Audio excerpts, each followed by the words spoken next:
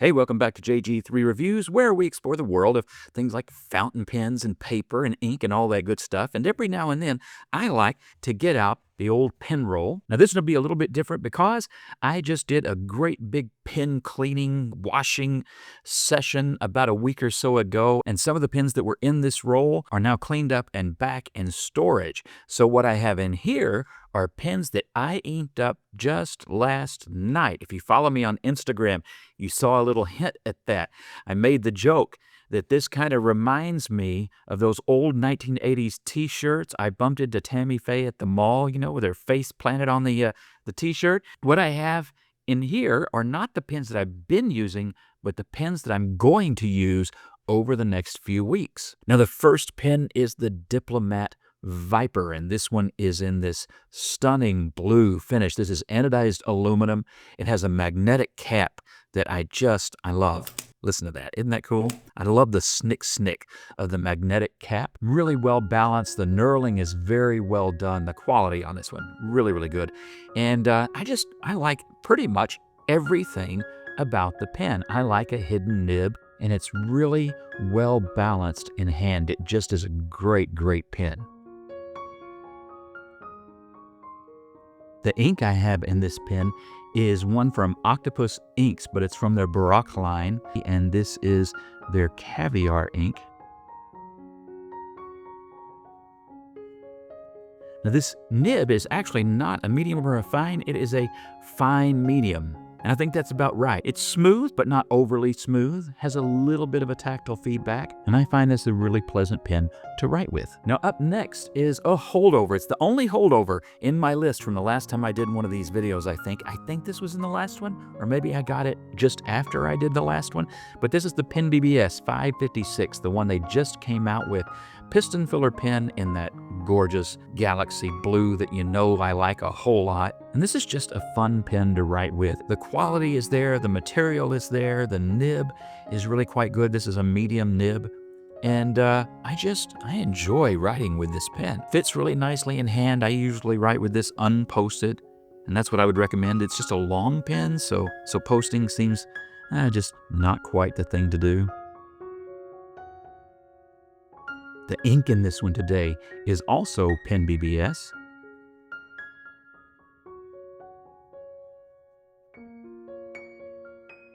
And it's their number 85, which is kind of a sapphire blue, but also kind of a blue-black. And as you can see, really well saturated. PenBBS 556, there's some people who think that so far, this is PenBBS's best piston filler. And I really can't think of a reason to argue about that. Next up is a pen I have not featured on the channel probably since I first reviewed it, and that is the Narwhal Voyager. And this is a pen that actually was part of their City series. So this is the New York City pen. If you're not familiar with New York City's flag, it is this orange and blue and white. And so, yeah, that's the design of the pen. It's a diamond cast resin. One of my favorite features of this pen, apart from the depth and the glistening part of this resin, is that ink window. This has an excellent ink window. So it looks right now like the pen must be empty, but that is not the case at all. It actually has probably about a half a fill, I'm going to guess, somewhere right in there, maybe even a little less than that. But yeah, it's very good, if I angle it right for you, very good ink window. And as I mentioned in the Lamy 2000 video, that one is livable, but nothing like this. This is just terrific. This one comes with a fine nib. It is a number 6. It is steel and gold plated. This pen too has a very nice balance. Now I'm going to spell this the old way because this is an old pen. Again, that's a fine nib. And the ink today is one that I kind of pulled from the back of the shelf. It is a Birmingham Pen Company ink, and it's one that, I don't know how I did this, but I forgot I had it. I was looking for a nice green. I didn't want to just go with another fill of Yosemite, which I do love, by Monteverde. That's a great ink. Or Pelikan's Dunkelgrün, because I use those all the time. So I want something a little bit different that I haven't used in a while, and I found this old Birmingham Pen Company ink, and this is Kentucky Bluegrass. and it's a really nice ink, and it does have that natural grass color to it, a little bit of natural shading. Reminds me a little bit, it's a little bit darker, but it reminds me of the Jinhao bamboo green ink that I did a review of a few years ago, which is actually a really nice ink itself. But I'm really glad that I found this one again, and it's a good reminder. Go check the back of your ink shelf. You don't know what you have in there if you're like me, and you may find buried treasure, and you don't even need to go get another ink. And I like the pen overall. It's another one that writes well, feels good in the hand. There are several variations of this pen. You can get the Nautilus that has that cool porthole in the side as an ink window, and you can get an ebonite, which I think would be a great version of this pen. And this one for me has been a great writer and very reliable, no problems with the piston mechanism or anything at all, and relatively easy to keep clean. Now next is one that has just kind of been on the channel in pen comparisons, size comparisons, and things like that, but I have never actually reviewed this pen. Couldn't really tell you why. I know one time I was about to review the pen, and it was right as Gravitas was about to change how they were doing all of their shipping and order processing and everything. And so I decided, well, I'll wait until they have their new system in place. And then I guess, something happened, squirrel, and I forgot to get back to it. So I'll have to review this one here soon. This is their flagship model. This one is a steel pen, and let me tell you, this puppy has some heft. Where that Voyager is about the same size, this is really light. That's just a resin pen. This pen, it's like carrying a gold brick in your pocket. You know that you've got a pen with you if you had this with you. And this particular version of the flagship has laser etched design all through it. No, I'll share all that when I review the pen, but it's really cool. Kind of shows what they're capable of doing, or were capable of doing. Gravitas is growing all the time in the techniques they use, and have some great pens out right now and updates to some older designs. But this one I really enjoy. Now this also does not post, which is fine because you'll want to put this 2-pound cap over here. But it feels great in the hand. And what's weird, such a heavy pen, but as soon as you get it into writing position, that weight, which you might think, oh, this is going to be too heavy a pen to write with for a long time, the weight disappears.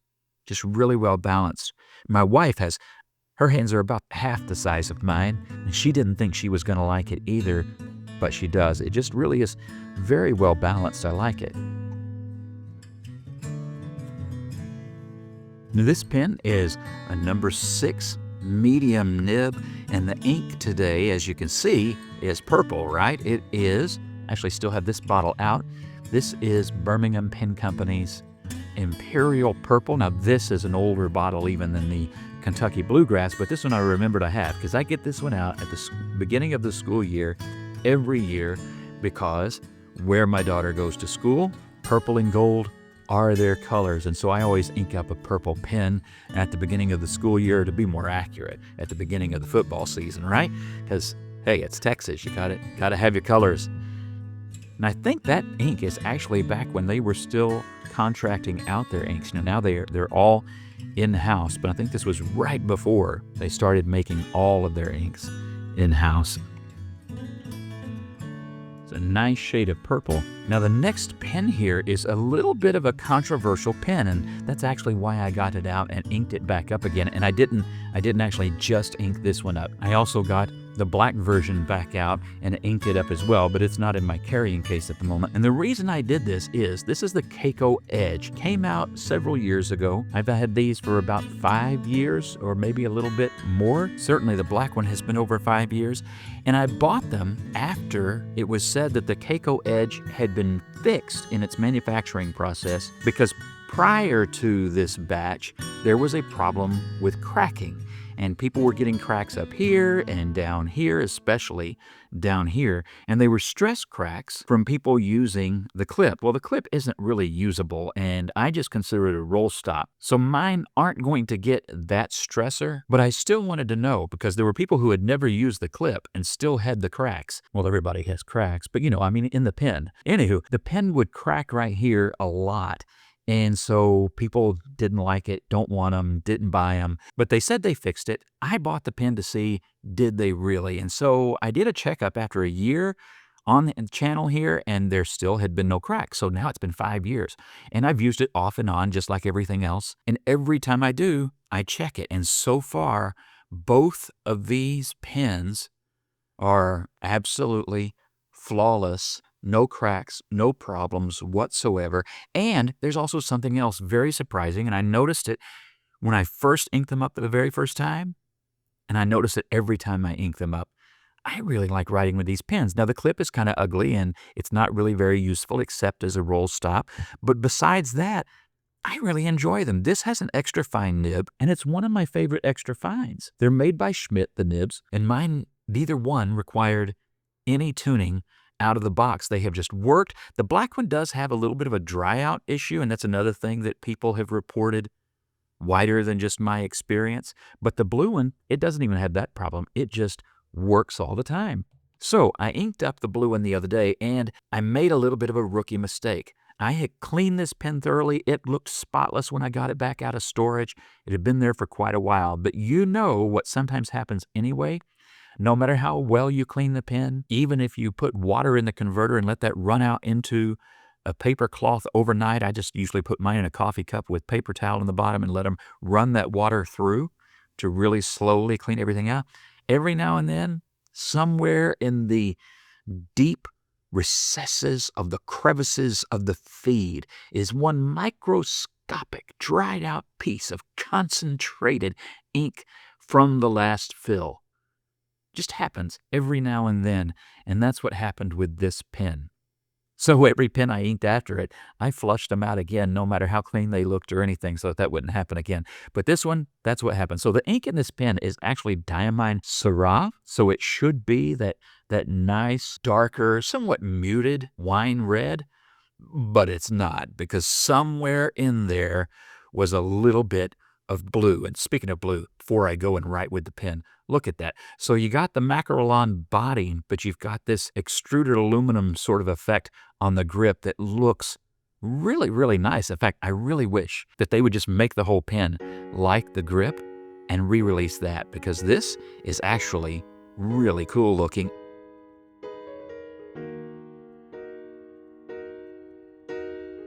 Now, one thing about it, though, I had my little oops there with the ink, but if you look at that, it makes for a really nice kind of a ebony purple sort of a color, and right now looks kind of cool. A little bit of the Syrah starting to come through because I've been writing with it quite a bit. Eventually that'll all work out, but it's kind of a shame because I actually like the mixed color, and I probably won't be able to quite get that back if I tried it on purpose. But the pens, funny enough, they are just writing really well. No problems there whatsoever, and there are no cracks whatsoever. So if you can get over the funky clip, it's actually not a bad pen for the money and an inexpensive way to get you a good Schmidt nib.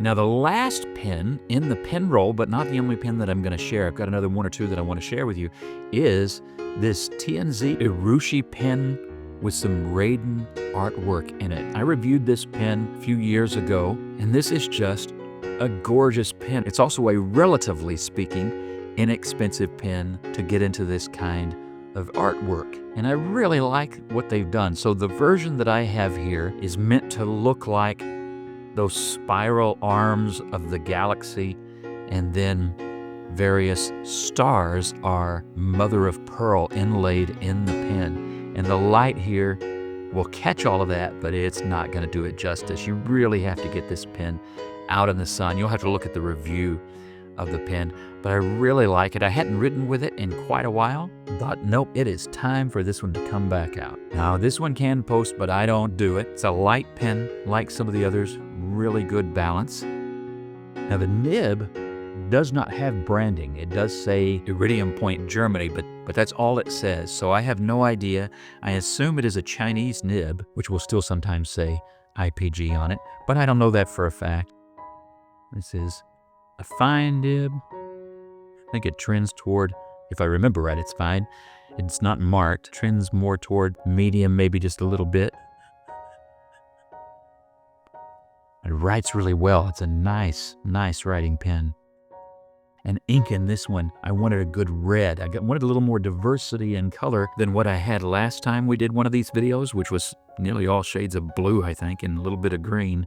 And this is Rouge Granat, which has become one of my favorite shades of red. This one, Diamine Red Dragon, Monteverde Ruby Red. I like all three of those, but this one, it's quickly becoming my favorite, in part because it has really nice shading. You can check out that review as well. The pen is gorgeous, and I like that it has this technique, but it's not going over the top or trying too hard. It's just really cool, and everything about it just, it works well. Now, I mentioned that I had a couple of other pens. One is a pen that has a little bit of history on the channel. This was the very first pen I ever reviewed. That's probably an embarrassingly bad review, but then so are some of the new ones too, so that works out well.